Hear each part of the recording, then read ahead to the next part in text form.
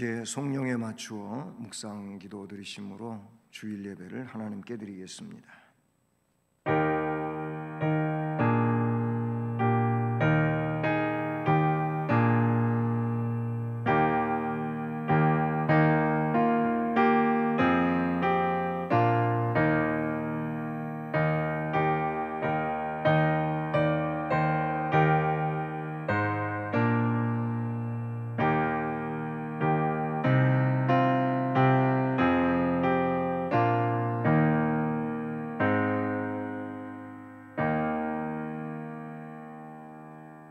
문들아 너희 머리를 들지어다.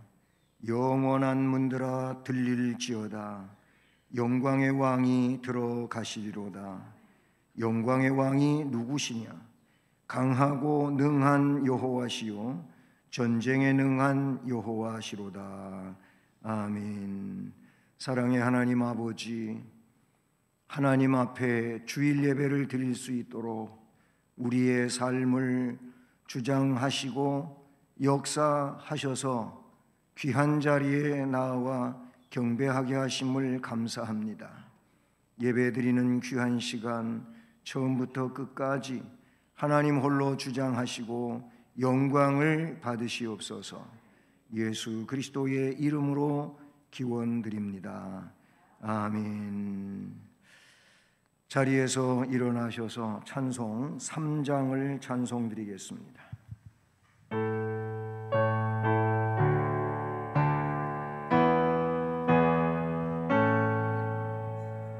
성부 성자와 성령 찬송과 영광 돌려보내세. 대처로 지금까지 또 영원 무궁도록 성삼 위께 영광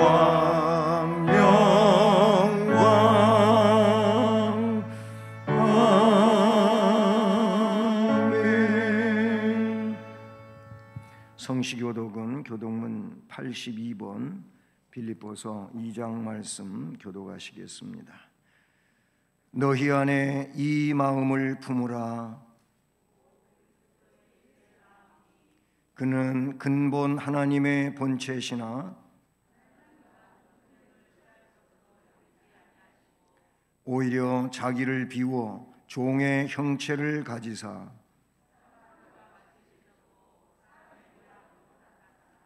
자기를 낮추시고 죽기까지 복종하셨으니 곧 십자가에 죽으심이라.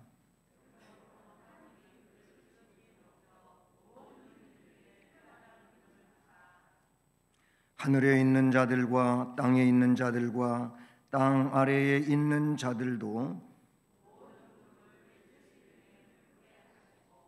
모든 입으로 예수 그리스도를 주라 시인하여 하나님 아버지께 영광을 돌리게 하셨느니라.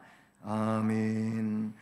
전능하사 천지를 만드신 하나님 아버지를 내가 믿사오며 그 외아들 우리 주 예수 그리스도를 믿사오니 이는 성령으로 잉태하사 동정녀 마리아에게 나시고 본디오 빌라도에게 고난을 받으사 십자가에 못 박혀 죽으시고 장사한 지 사흘 만에 죽은 자 가운데서 다시 살아나시며 하늘에 오르사 전능하신 하나님 우편에 앉아 계시다가 저리로서 산자와 죽은 자를 심판하러 오시리라.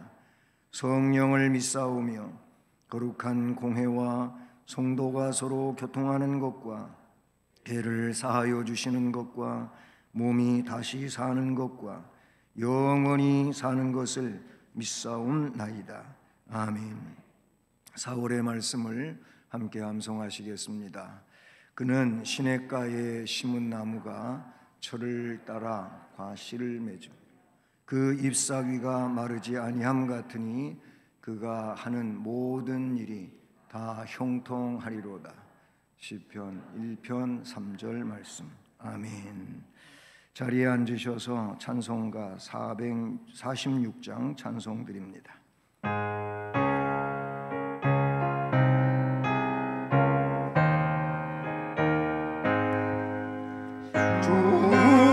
중성외회는 참 기쁨 없도다.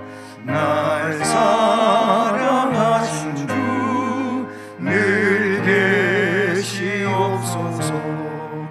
기쁘고 기쁘도다. 항상 기쁘도다. 나 주께 왔사오니 주 없소서. 나 주께 왔으니 복 주시옵소서. 주 함께 계시며 큰 시험이 길에 기쁘고 기쁘도다. 항상 기쁘도다. 나 주께 왔사오니 복 주옵소서. 나 떠나가시며 내 생명 헛되네. 기쁘나 슬플 때 늘 계시옵소서. 기쁘고 기쁘도다. 항상 기쁘도다.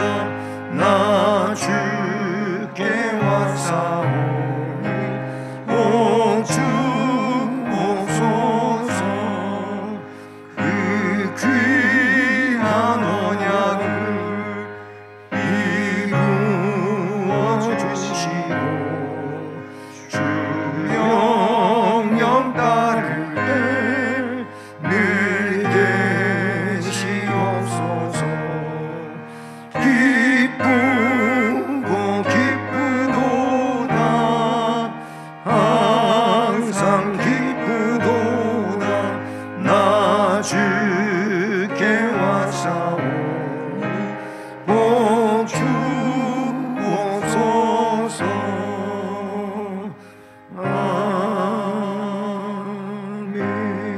아멘. 사랑의 하나님, 감사합니다. 거룩한 주일 주님 전에 나와 찬양과 예배를 드릴 수 있도록 인도하여 주심을 감사드립니다. 지난 한 주간도 하나님 말씀대로 산다 하면서도 말씀대로 살아오지 못했습니다. 이 시간 회개하오니 용서하여 주시옵소서. 어제는 임직식이 있었습니다. 주님의 은혜로 잘 마치게 하시니 또한 감사드립니다.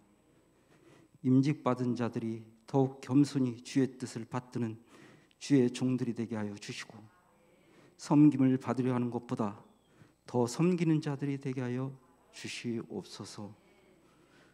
지속되는 코로나19로 인하여 우리의 몸과 마음이 지치고 힘들지만 두려워하지 말고 매일매일 말씀을 붙잡고 기도함으로 주님의 놀라운 은혜를 체험하는 승리의 삶이 되게 하여 주시옵소서. 이 시간 말씀을 전하시는 목사님께 영혼간의 강건함을 주시옵시고, 말씀을 통해 하나님을 만나는 귀한 시간이 되게 하여 주시옵소서. 감사드리며 거룩하신 주 예수 그리스도의 이름으로 기도드리옵나이다. 아멘.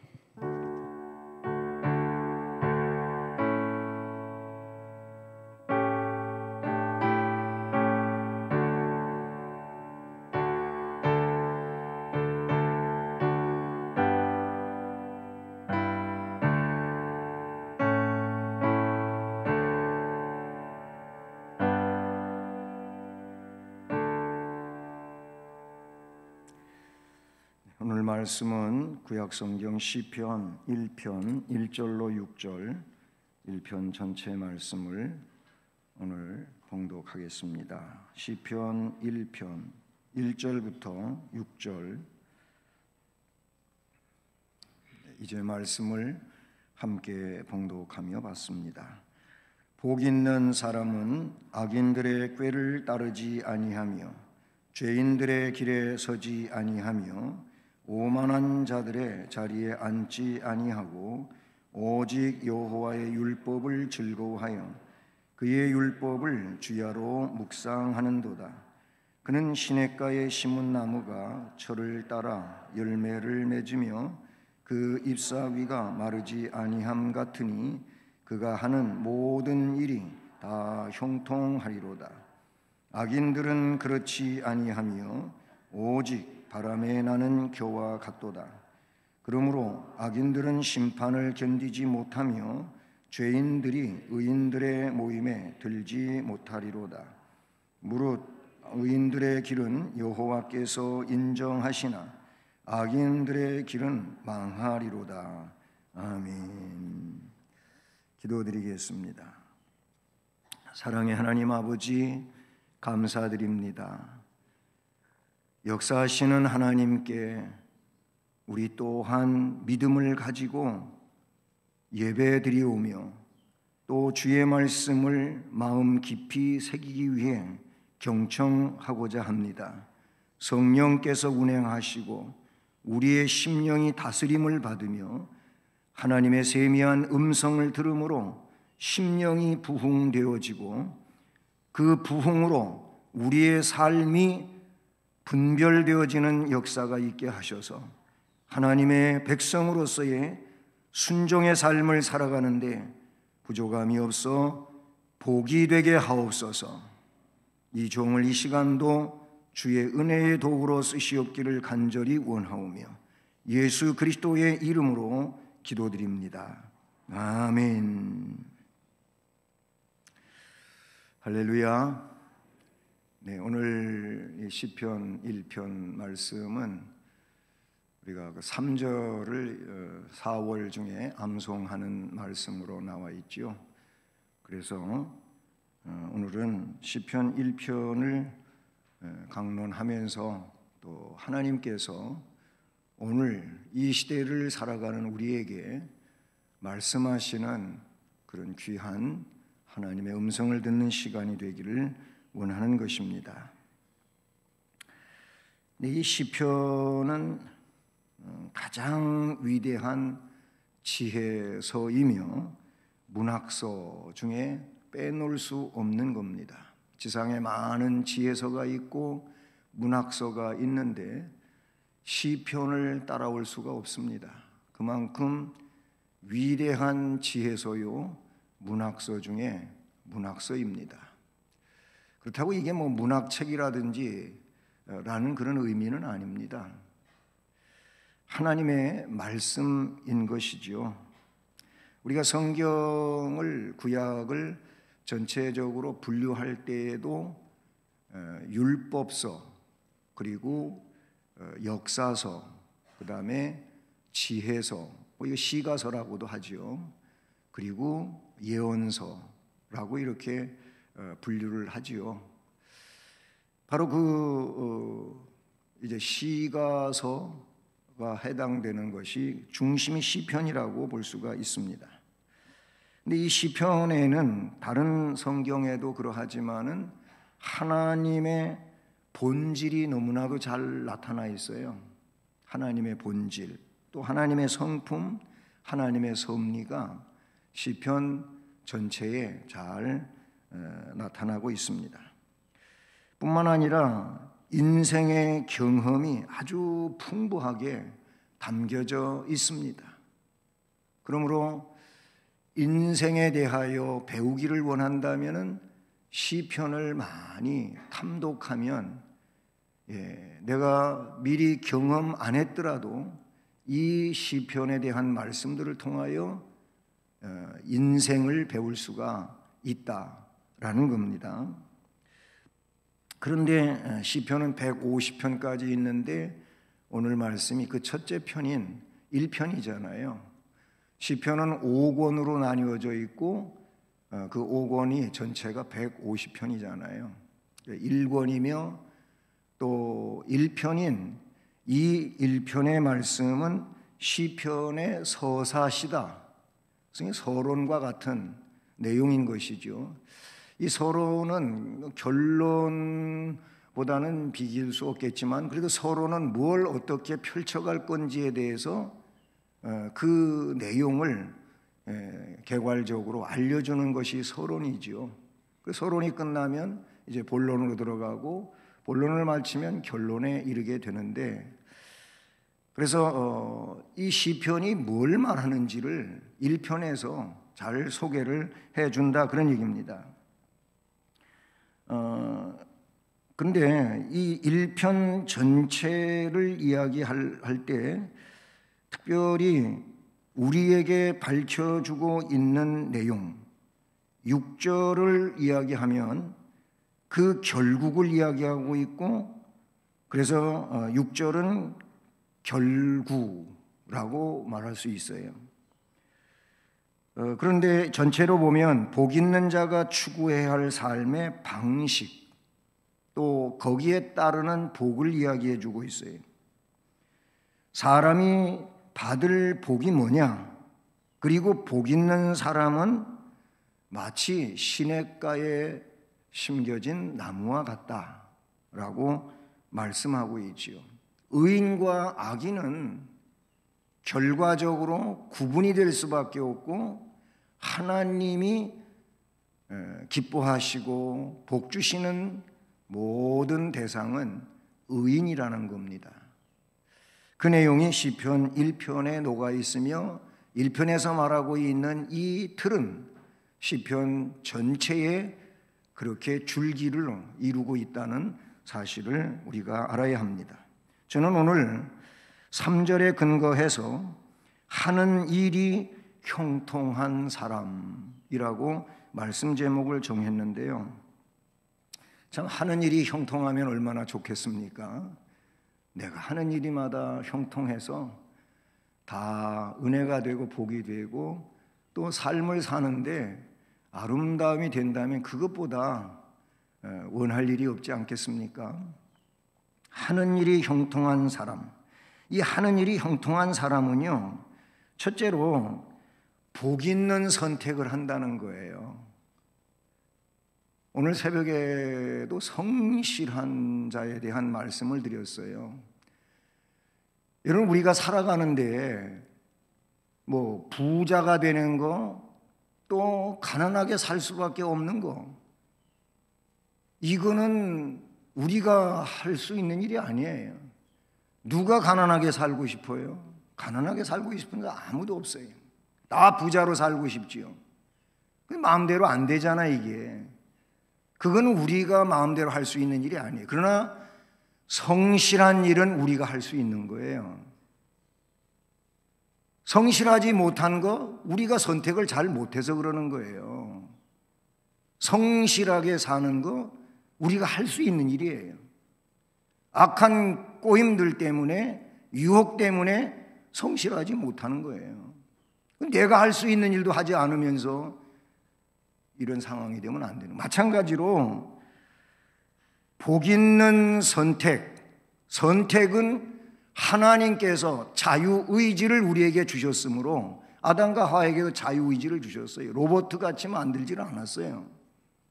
그 자유의지가 이성이라고도 말할 수가 있어요. 이거는 모든 사람에게 하나님이 주신 거예요. 그러니까 그 이성을 가지고 선택을 본인이 하는 거예요. 자기가 할 수 있는 일인 거예요.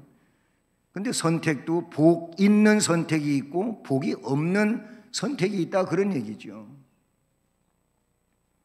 그런데 오늘 말씀 제목처럼 하는 일이 형통한 사람은 복이 있는 선택을 한다. 그게 1절에서 밝혀주고 있어요. 3가지가 나오잖아요. 그 첫째가 뭡니까? 악인들의 꾀를 따라가지를 않아요. 복 있는 사람은 복 있는 선택을 하는데 악인들의 꾀를 따르지 아니한다. 여기서 악한 꾀, 악인들의 꾀는 악한 꾀지요. 악한 꾀는 사탄의 도구예요. 사탄의 무기라 그런 얘기예요.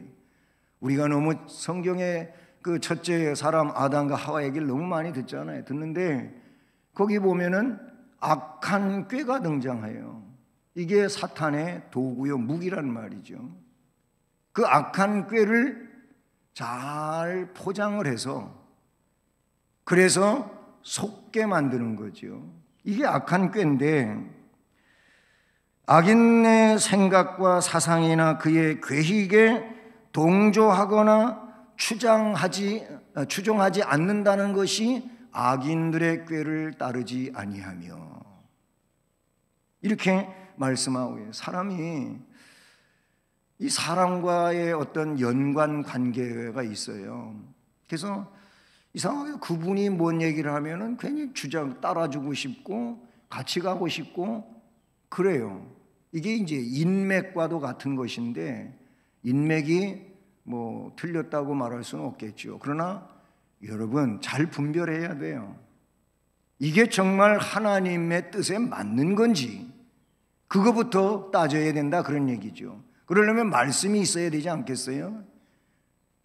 내가 존중하고 존경한다 할지라도, 그렇게 인맥이 형성되어져 있다 할지라도 하나님 말씀에 맞지 않으면 그거는 악한 꾀고 잘못될 수 있는 거예요. 그걸 따라가면 안 되는 거예요. 악인의 꾀를 좇지 않기 위해서는 뭐가 있어야 되느냐? 가치관이 정립이 되어 있어야 돼요. 우리는 성경적 가치관이 있어야 된다, 그 얘기예요. 성경적 가치관이, 이 기준점이 성경적으로 세워져 있지 않으면, 여호수아서 1장에도 하나님이 혹은 모세가, 하나님이 모세를 통하여 여호수아에게 준 말씀이 뭐냐면, 말씀이 중심이 되라. 그리고 이 말씀에 치우쳐 좌로 치우치거나 우로 치우치지 말라. 말씀이 주장하는 대로 가면 네가 어디로 가든지 형통한다. 내가 너와 함께 해주고 내 길이 형통한다. 이게 여호수아서 1장에서 주시는 말씀 아니겠습니까? 가치관이 정립이 돼야 돼. 이게 흔들리지 않는 비결이에요. 그 성경적, 내주관적 가치관이 아니고 성경적 가치관이, 성경적 세계관이 내 안에 형성이 되어지면 그 성경적 세계관과 가치관을 기준점으로 해서 뭐 어떤 학문을 배우든지 또 어떤 사상을 내가 듣든지 기준이 있으니까, 아, 이건 이렇게 해서 잘못된 거고 이래 따라가면 안 되는 거고 이 말을 들으면 안 되는구나, 그렇게 알게 되잖아요. 하와는 뱀의 말에 동조를 했어요. 그래서 유혹에 넘어갔어요. 죄가 되고 말았어요. 그러나 창세기 말미를 장식하는 인물은 요셉인데, 요셉은 창세기 39장의 말씀에 보면 참 억울하게 되고 그리고 비참한 상황에 이른 것 같지만, 그래도 그에게는 가치관이 있었어요. 그래서 하나님 앞에 부끄럼 없이 살려고 발버둥을 치고 있고, 정말 누명을 쓰고 억울한 상황이 된다 할지라도 자기는 하나님이 보시는 길을 간 거예요. 그래서 보디발의 아내 때문에 궁중 감옥에서 살아야 돼요. 이게 뭐 때문에 그렇게 된 거예요? 인생이 즐겁고 엔조이하는 쪽으로 간다면은 뭐 그쪽으로 갈 수 있을 거예요. 보디발이 아내가 몰래 그렇게 하자는데 지켜줄 수 있을 것 같지 않겠어요? 그러나 하나님이 보시는 거죠. 하나님 앞에서 어떻게 그렇게 할 수 있냐? 안 된다. 그래서 그곳을 빠져나온 상황이 됐고 그 일로 궁중 감옥에 갇히는 거예요. 이 가치관이 정립이 되어 있는 거예요. 그러면 어떤 상황에서도 흔들리지가 않아요. 둘째로는 죄인들의 길에 서지를 않는다는 거예요. 이 복 있는 선택은, 첫째는 의인들의 꾀에 빠지면 안 돼요. 꾀를 따라가면 안 돼요. 그 다음에 죄인들의 길에 서면 안 돼요. 죄는 하나님이 미워하시는 것이지요. 그리고 야고보서 1장 15절을 보면 사망의 필연성이 죄에서부터 시작이 돼요. 욕심도 죄잖아요. 마음의 탐심 죄잖아요. 우상 숭배잖아요. 골로새 3장 5절 말씀이잖아요. 그래서 야고보 1장 15절은 욕심이 그 마음속에 생기게 되면은 죄가 태어난다. 이 죄가 자라가면은 사망에 이른다. 그렇게 정리해주고 있지 않습니까? 그 죄는 이게 그렇게 문제인데, 삶의 방향이 죄인과 같지 않은 행위가 죄인의 길에 서지 않는 건데, 근데 사람은 언제나 두 길에, 갈림길의 분기점에 설 때가 꽤 있어요. 살다가 보면 그렇잖아요. 이 분기점, 갈려지는 길에 설 때마다 그때 선택을 올바르게 해야 되지 않겠어요? 어느 길을 선택하느냐고 하는 것은 그 사람의 인생관에 달려 있어요. 인생관이 뭐예요? 인생관은 목표를 향하여 가는 그의 인생을 말하는 거예요. 그러니까 목표가 분명하면 결국 그 목표를 향하여 가는 길 또한 분명해질 수밖에 없지요. 세 번째는 오만한 자들의 자리에 앉지 아니한다고 말씀하고 있어요. 오만,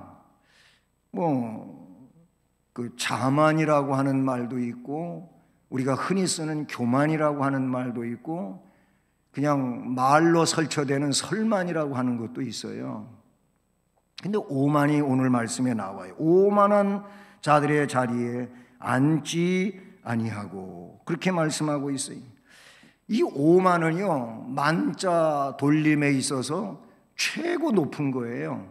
최고 높은 게 오만인데, 오만이 뭐냐 그러면 하나님보다도 높은 채 하는 거예요. 왜 그렇게 말을 하냐면은, 오만한 자는요, 하나님의 말씀을 비웃어요. 하나님의 말씀을 조롱을 해요. 불신앙인들한테 많이 있지요.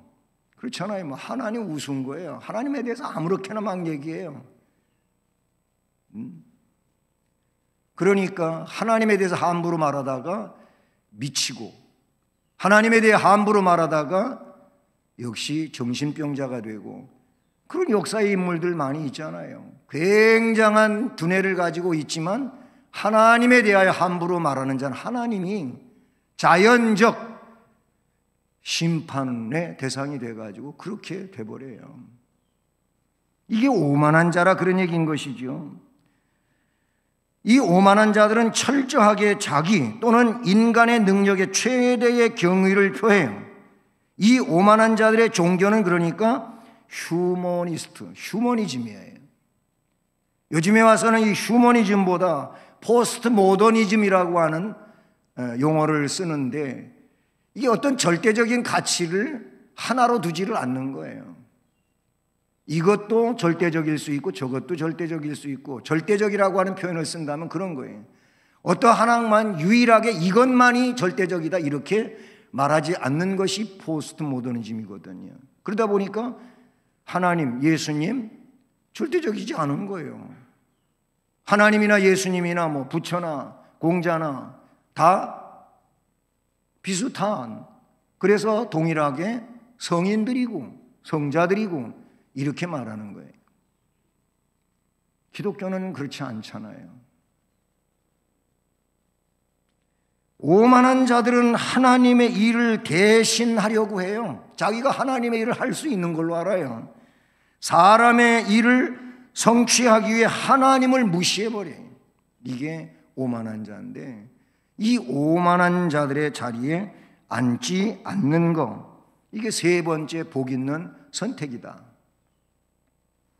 그런 것들을 아니하지만 2절 말씀을 보면 복 있는 이 하는 일이 형통한 사람은 여호와의 율법과의 관계가 어떤 것인지를 말해주고 있어요. 두 번째 내용인데, 크게 말씀해 보면 오직 여호와의 율법을 즐거워하여 그의 율법을 주야로 묵상하는도다.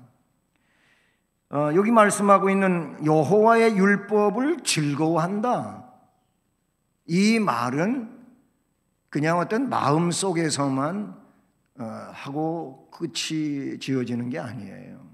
여기서 오직 여호와의 율법을 즐거워한다고 하는 표현이 연속되는 내용에서 보면은 어떤 식으로 연결됩니까? 그의 율법을 주야로 묵상한다는 거예요. 밤이나 낮이나 여호와의 율법을 즐거워하기 때문에 이게 묵상되어지는 거예요. 생각되어지는 거예요. 읊어지는 거예요. 예? 읊어진다는 거, 읊조린다고 하는 이 말은 되뇌이는 것을 말하고 암송하는 것을 말하고 그렇게 마음속에 있는 것을 입으로 고백하며 중얼중얼하며 사는 거예요. 이게 여기서 말씀하고 있는 내용인 것이죠.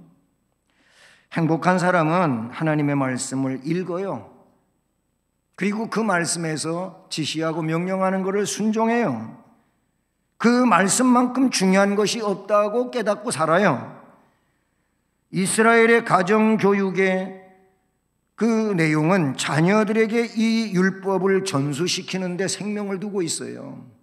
이게 이쪽에 나와 있는 내용과 같은 것인 거지요. 신명기 6장 4절부터 9절에 나오는 쇠마인 겁니다. 쇠마는 뭐냐면 들으라 이거예요. 이스라엘아 들으라. 이게 쇠마예요. 쇠마. 하나님이 말씀하시니 들어라.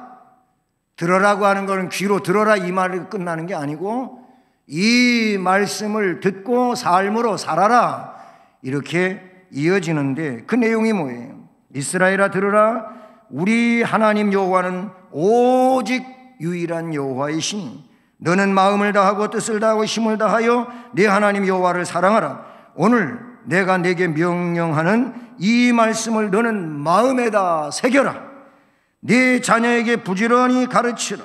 집에 앉았을 때든지 길을 갈 때든지 누워 있을 때든지 일어날 때든지 이 말씀을 그러니까 항상 자녀에게 부모로서 자녀에게 이 말씀을 강론해서 너 마음에도 새길 뿐만 아니라 그 자녀가 말씀 안에 살아갈 수 있도록 해라. 이 내용인데 우리는 자녀들에게 이렇게 말씀을 가르치고 있느냐? 그렇지를 못하잖아요. 너는 또 그것을 네 손목에다 메고 기호를 삼아 네 미간에 표로 붙여서 표로 삼고 또 네 집 문설주와 바깥문에도 기록할지니라. 들어가나 나가나 하나님의 말씀과 연관성 있게 살아가라고 말씀해 주고 있어요. 하는 일이 형통한 사람은 여호와의 율법과의 관계를 보게 되면 이 말씀은 즐거워하고 주야로 묵상하고 말씀과 더불어 살아간다고 말씀하지요. 율법은 어떤 의미에서 보게 되면 약간의 거부감 같은 것이 사람들에게 있어요. 왜 그러냐면 종교적 계율에 얽매이는 것 같은 기분이 없지 않아 있기 때문에 그래요. 그런데 여러분, 적어도 하나님 백성이라면 하나님이 주신 이 생명의 말씀에 그리고 이 기준이 되는 이 내용에 우리는 맞추어 가기를 노력을 해요. 힘써야 돼요. 전심을 다해야 될 줄로 믿습니다. 그래서 대소요리문답 제1문에 사람의 제1되는 목적은 하나님을 영화롭게 하는 것이며 그를 영원토록 즐거워하는 거다. 인생이 이 땅에 태어나서 세상의 삶을 죽음에 이르기까지 살아가게 될 때 그 목적이라고 하는 것은 하나님을 영화롭게 하는 거예요. 그 하나님을 영원토록 즐거워하며 사는 거예요. 그 하나님이 나에게 어떻게 해주셨든 간에 그 하나님을 즐거워하며 사는 것이라고 말하고 있어요. 그러니까 하는 일이 형통한 사람은 여호와의 율법과의 관계가 너무나도 친밀한 거예요. 하나님의 말씀하고 거리가 멀게 그렇게 희미하게 사는 사람은 하는 일이 형통할 수가 없어요.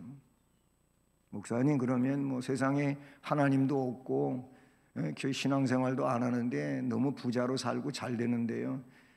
그렇게 말하시겠습니까? 그게 전부입니까? 그냥 일시적으로 유한한 인생 가운데 그렇게 사는 것이 부러워 보입니까? 성경은 영생을 이야기하고 있어요. 뭐 100년, 200년 동안 사십시오, 건강하게. 그럼 그 마음대로 안 되겠습니다만 그래봤자 200년인데 영원이라고 하는 시간 속에서 100년, 200년은 아무것도 아니잖아요. 근데 그게 전부인 것처럼 그러지 마십시오. 영원한 세계는 하나님의 심판 아래 있는 겁니다. 하나님이 너를 의롭다고 하시고 복이 있다고 하시고 이게 영원한 것이고 은혜 받은 것이 아니겠습니까? 그래서 세 번째로 주시는 말씀은 결과가 중요하다는 거예요.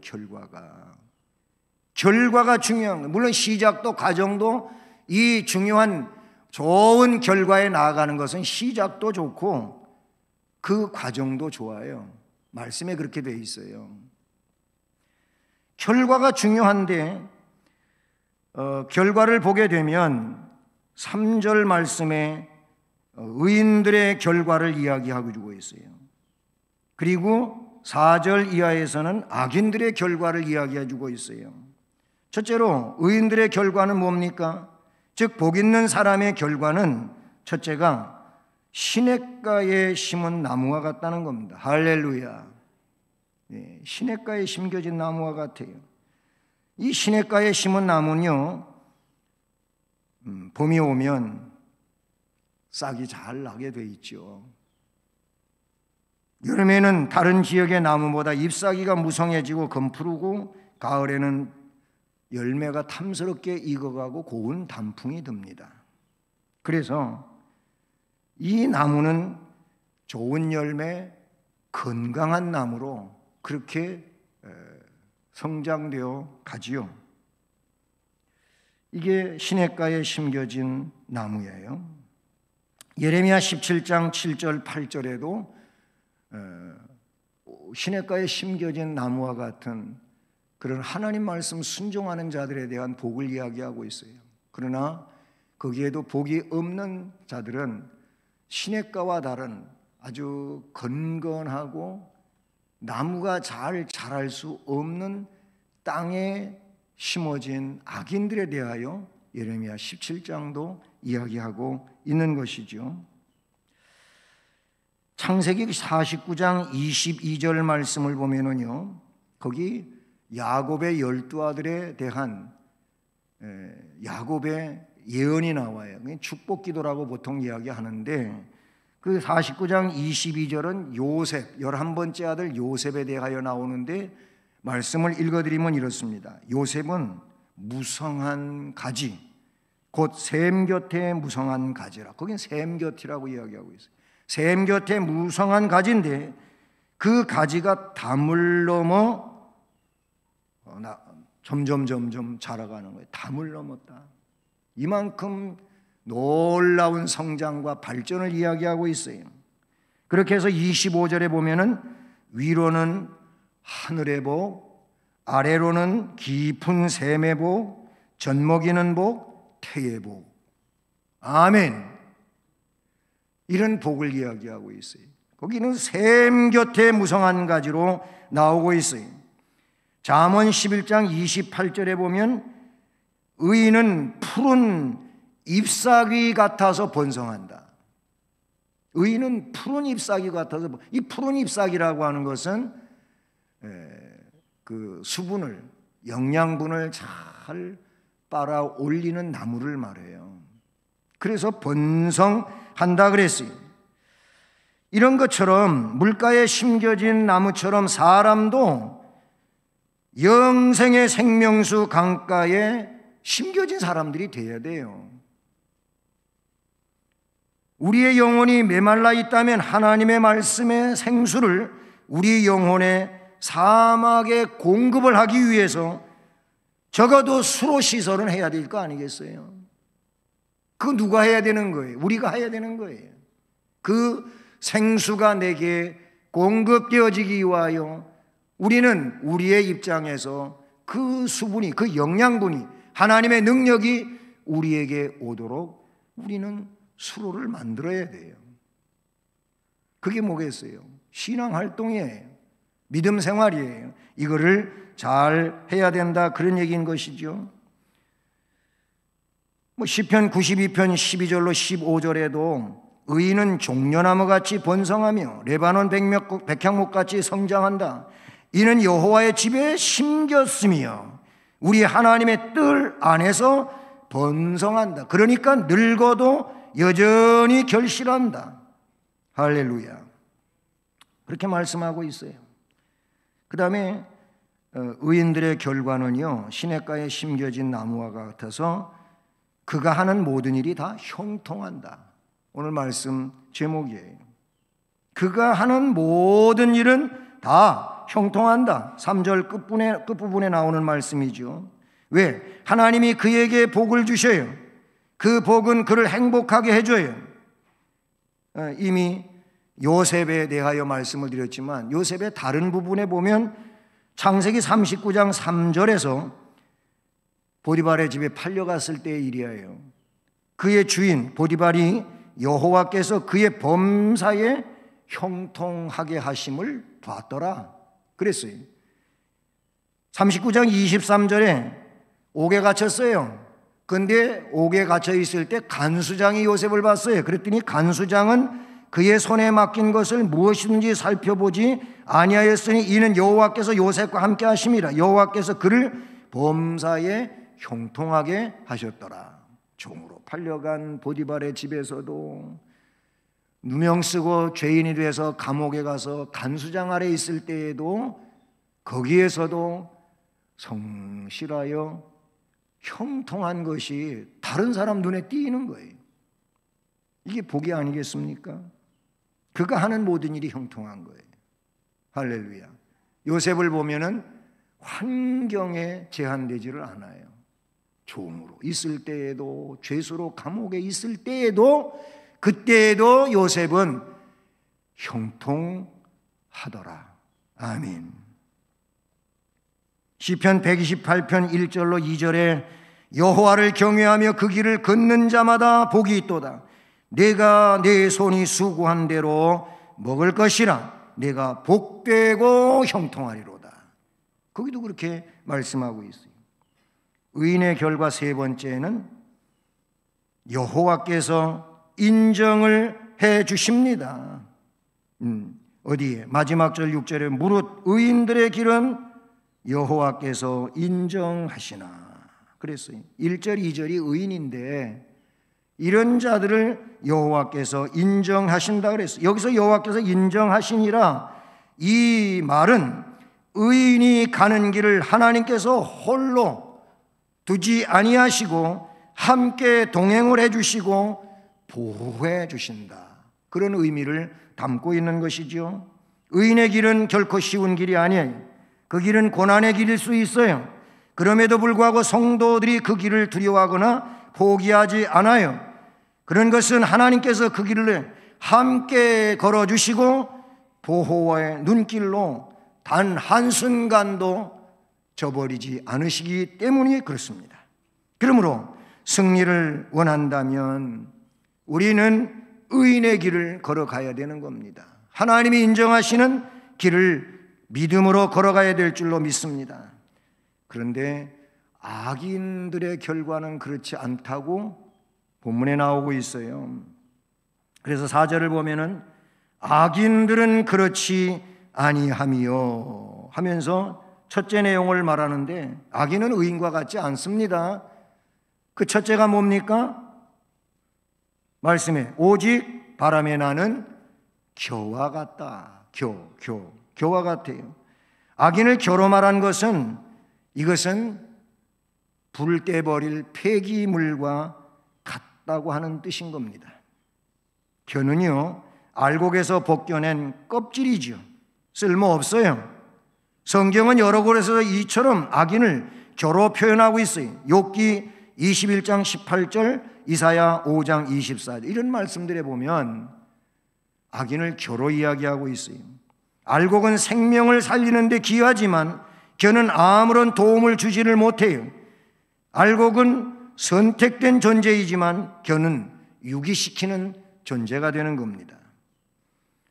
그래서 디모데후서 3장 6절로 8절에는 마음이 부패한 걸 교로 이야기하고 있어요. 그리고 요한복음 15장 2절은 열매 맺지 않는 자를 교로 이야기하고 있어요. 마태복음 5장 13절은 사명을 감당하지 않는 자를 교로 말하고 있어요. 호세아서 9장 17절은 불순종하는 자를 교로 말해요. 예레미야 6장 28절은 패역한 자, 누가복음 13장 34, 35절은 믿지 않는 자, 고린도전서 5장 1절로 5절은 음행하는 자, 열왕기하 17장 6절과 20절은 우상숭배자, 민수기 32장 15절, 신명기 31장 16, 17절은 배교자. 이런 사람들을 전부 하나님은 교와 같다고 하시며 버리시지요. 실제로 사무엘상 15장 23절을 보면 사울 왕이 하나님을 버려 교와 같은 존재가 되어서 하나님도 사울을 버리시고 이새의 아들 다윗을 예선하신 내용을 말하고 있어요. 민수기 31장 8절을 보면 하나님은 발람을 버리십니다. 마태복음 27장 5절 보면 가룟 유다를 버리십니다. 다 교를 대표하는 인물들이라고 볼 수가 있어요. 이렇게 악인들은 첫째가 바람에 나는 교와 같은 존재, 그래서 끝내 나중에 심판의 불에 던져지는, 둘째 사망에 떨어지는 내용을 말하지요. 악인들도 두 번째는 심판을 견디지를 못해요. 심판을 견디지 못한다고 본문에 나오고 있어요. 5절 보면 그러므로 악인들은 심판을 견디지 못하며 그랬어요. 역사는 심판으로 종결되어지는데 하나님의 이 공의로운 심판 앞에 악인들은 멸망할 수밖에 없다는 것을 나타내 주지요. 요한복음 5장 29절에도 보면 대표적으로 선한 일을 행한 자는 생명의 부활로, 악한 일을 행한 자는 심판의 부활로 나오리라. 아멘. 세 번째로 악인들은 어떤 결과에 이릅니까? 의인들의 모임에 들어오지를 못해요. 의인들의 모임에 들어오지를 못한다. 5절 중반 이하에 죄인들이 의인들의 모임에 들지 못하리로다 그랬어요. 죄인은 의인과 격리될 수밖에 없어요. 하나님이 격리시켜요. 구분시켜요. 그래서 양과 염소를 놓고 볼 때 왼편으로 분리해가지고 왼편에 있는 자들은 영벌에 들어갈 자들이요, 이렇게 결론을 짓고 있지 않습니까? 의인과 악인의 격리는 심판의 바람이 갈라놔요. 마지막으로 악인들의 결과는 6절에서 무릇 의인들의 길은 여호와께서 인정하시지만 악인들의 길은 망한다. 무섭습니다. 그래요. 망하리로다, 이 말은 하나님의 심판으로 멸망한다는 말씀이지요. 세상에는 결코 제멋대로 되는 일이 없어요. 우연이란 있지 않아요. 모든 것은 하나님의 섭리의 필연이에요. 하나님은 이 세상의 심판자로서 스스로의 의지에 의해서 이 세상의 종지부를 찍으실 거예요. 악한 자들을 심판하실 겁니다. 그 심판의 내용은 멸망인 것이죠. 심판에 대해서 우리가 명심해야 될 사실은 모든 심판은 하나님의 주권에 의하여 하나님의 방식대로 하신다는 겁니다. 그렇습니다. 인생에는 두 갈래의 길이 있어요. 하나는 의인의 길이 있고 하나는 악인의 길이 있어요. 의인의 길을 가려면 우리는 주께서 말씀 주신 대로 좁은 문으로 들어가야 되고 좁은 길로 걸어가야 됩니다. 그 길은 좁고 협착하니까 사람들이 잘 즐겨 찾지를 않아요. 찾는 사람이 적어요. 그러나 그 길은 영원한 생명과 하나님의 보호하심이 보장되어 있습니다. 그렇습니다. 그런데 이런 생명의 길과는 다른 죽음의 길이 있는데 그 길은 악인들의 전용도로지요. 그런데 그 길은 넓고 다니기가 쉬우니까 많은 사람들이 이용하기를 좋아해요. 그러나 그 길의 종착점은 멸망이지요. 하나님께서는 의인의 길은 인정하시지만 악인의 길은 망합니다. 하나님은 오늘도 부족한 종인 저를 세워서 이 말씀을 증언하게 하셨습니다. 사랑하는 성도 여러분, 우리 모두 시냇가에 심은 나무처럼 철을 따라 열매를 맺으며 그 잎사귀는 마르지 아니하고 하는 모든 일은 다 형통한 복 있는 사람이 되기를 주님의 이름으로 축복합니다. 그러기 위해 악인들의 꾀를 따르지 마십시오. 죄인들의 길에 서지 마십시오. 오만한 자들의 자리에 앉지 마십시오. 오직 여호와의 율법을 즐거워하여 그 율법을 주야로 묵상하며 신앙으로 살아가는 여러분 되시기를 축복합니다. 사랑의 하나님 아버지, 감사합니다. 시편 1편 말씀, 너무나도 잘 알려진 말씀이고 많은 성도들이 사랑하는 말씀, 즐겨 암송하는 말씀 중에 빼놓을 수 없는 말씀입니다.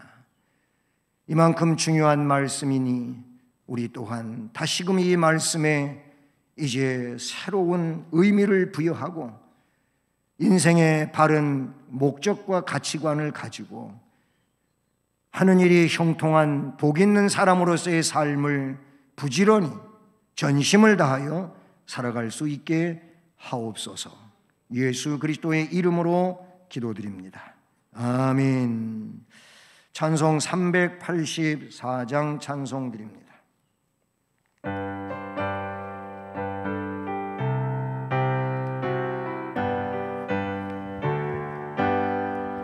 나의 갈 길 다가도록 예수 인도하시니 내 주 안에 있는 긍휼 어찌 의심하리요. 믿음으로 사는 자는 하늘 위로 받겠네. 무슨 일을 만나든지 만사 형통하리라. 무슨 일을 만나든지 만사 형통하리라. 나의 갈 길 나가도록 예수 인도하시니 어려운 일 당할 때도 족한 은혜 주시네. 나는 심히 고단하고 영혼 매우 가라나. 나의 앞에 반석에서 샘물 나게 하시네. 나의 앞에 반석에서 샘물 나게 하시네. 나의 갈 길 나가도록 예수 인도하시니 그의 사랑 어찌 큰지 말로 할 수 없도다. 성령 감화받은 영혼 하늘 날아갈 때에 영영 부를 나의 찬송 예수 인도하셨네. 영영 부를 나의 찬송 예수 인도하셨네. 아멘. 오늘도 우리로 하여금 하나님께 경배하며 또 하나님의 말씀을 통해서 복을 받게 하심을 감사드립니다. 이 시간 영화로우신 하나님께 우리의 정성 모두와 물질을 구별하고 헌금을 봉헌하오니 우리의 헌금을 흠양해 주옵소서. 정성을 다하고 사랑을 다하여 주 앞에 봉헌하는 모든 심령들, 손길들 위해, 그리고 저들의 가정들 위해, 또한 일터인 사업장, 직장, 또 학교, 모든 삶의 앞날에 복을 주시고 주님의 은혜로 충만하고 행복하게 하시고 건강하게 하시고 오늘 말씀처럼 하는 일이 형통한 자들이 되게 하옵소서.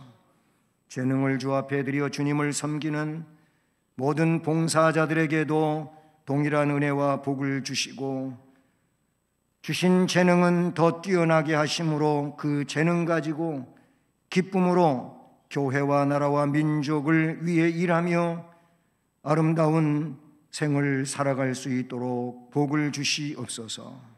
축복하고 감사드리며 예수 그리스도의 이름으로 기도드립니다. 아멘. 네, 교회 소식은 어제 장로 안수 집사 권사 임직식을 참 은혜롭게 잘 마쳤습니다. 그동안 기도해 주시고 협력해 주신 모든 분들에게 감사드리고 이제 임직하신 분들 다시 한번 주의 이름으로 축하드리며 하나님이 기뻐하시고 영광 받으시는 이런 직분자의 삶을 앞으로 잘 살아가시기를 주님의 이름으로 부탁을 드립니다.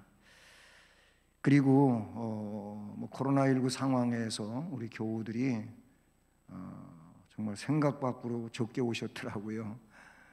그러나 같은 마음으로 있는 자리에서 함께 예배하시고 축하해 주셨을 텐데요. 그 임직식 기념 타월 맞춰놨습니다.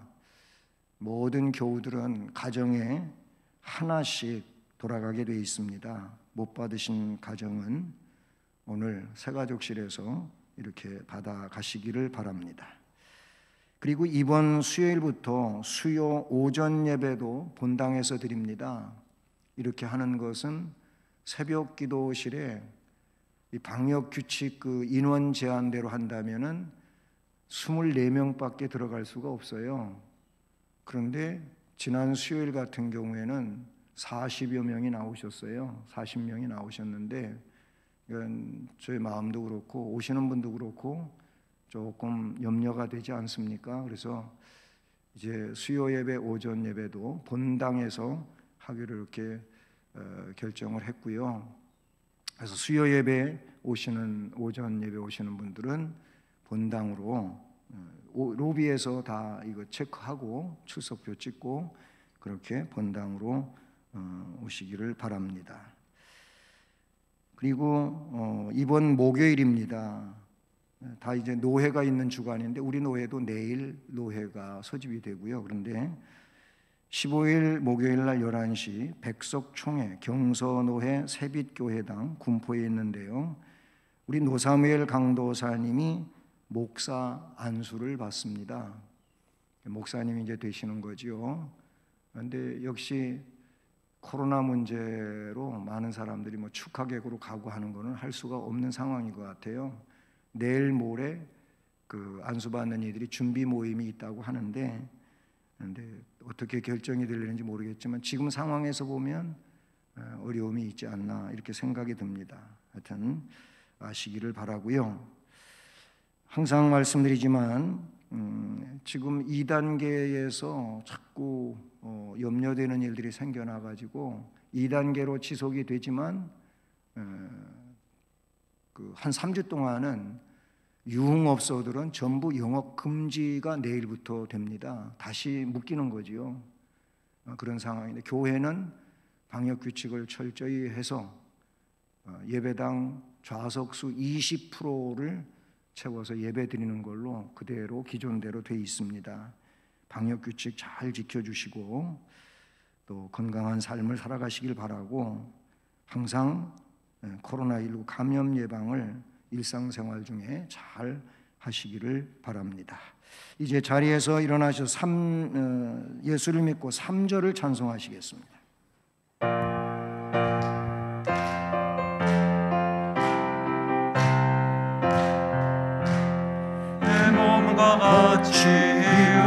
사랑 다정히 지내고 온 정성 다해 주님을 사랑 교회를 받드네.